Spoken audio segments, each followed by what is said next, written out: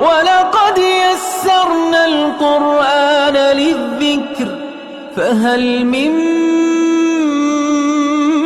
مُّدَّكِرٍ یا ایھا الذین آمنوا اذا نودی للصلاۃ من یوم الجمعۃ فاسعوا الی ذکر اللہ وذروا البیع۔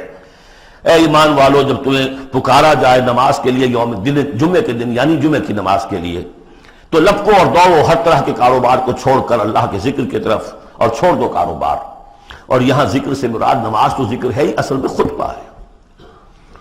ذالکم خیر لکم ان کنتم تعلمون، یہی تمہارے لیے بہتر ہے اگر تم علم رکھتے ہو۔ فَإِذَا قُضِيَتِ الصَّلَاةُ فَانتَشِرُوا فِي الْأَرْضِ وَابْتَغُوا مِن فَضْلِ اللَّهِ۔ یہودیوں کا جو یوم سبت والی وہ سختی نہیں ہے، صبح کا زیادہ وقت تو مطلوب ہے کہ لگے اس کام میں، لیکن جمعے کے بعد پھر آپ جائیں اپنے کام میں لگے۔ جب نماز ادا ہو چکے اب تم زمین میں منتشر ہو سکتے ہو، جاؤ اللہ کا فضل تلاش کرو۔ وابتغوا من فضل اللہ واذکروا اللہ کثیرا لعلکم تفلحون، اور اللہ کو یاد کرو کثرت سے تاکہ تم فلاح پاؤ۔ وَإِذَا رَأَوْا تِجَارَةً، اب یہ دیکھیے یہ بھی کمزوری آ گئی جو مسلمانوں کے اندر ایک پیدا ہوئی تھی، اس کا طرف اشارہ کر دیا گیا اس صورت میں بھی۔ جب انہوں نے دیکھا کوئی تجارت کا معاملہ یا کوئی اور کھیل کود، انفضوا الیہا، تو خاص منافقین جو تھے وہ دوڑ کے چلے جاتے تھے، وترکوک قائما، اور آپ کو چھوڑ جاتے تھے کھڑے ہوئے۔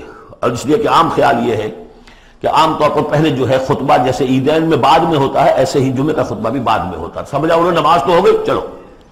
فرمایا نہیں، قل ما عند اللہ خیر من اللہو والتجارہ، ان سے کہہ دیجئے جو اللہ کے پاس ہے وہ کہیں بہتر ہے اس کھیل کود سے بھی، تجارت سے بھی۔ واللہ خیر الرازقین، اور اللہ بہترین رزق عطا کرنے والا ہے۔ اللہم صل علی محمد